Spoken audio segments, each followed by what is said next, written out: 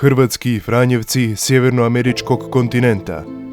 Kroz desetljeća odlazaka, izbjeglištva, daljine i muke, bijasmo na ovim stazama jedinstvene zemlje suputnici nade, tražitelji slobode, branitelji dostojanstva, tumači istine.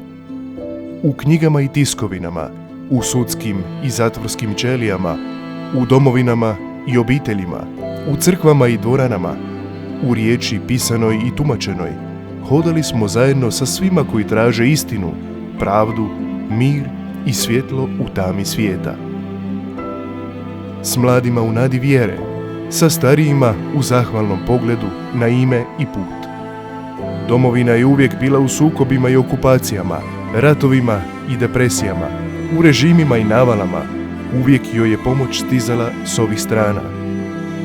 Više od stoljeća putujemo, Božjom providnošću još smo tu. U Čikagu nam je stožer svih susreta, u počecima i odlascima. Ovdje smo tiskali novine i knjige, tjednike i mjesečnike, godišnjake i sve ono zabranjeno.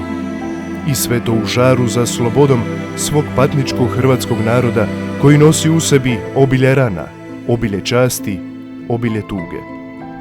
S ovog mjesta odlazili smo služiti veliki kontinent potreba hrvatskih duša, razasutih u stotinama milja.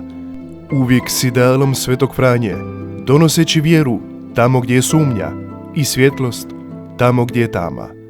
Evanđelje ljubavi ostaje naš poziv.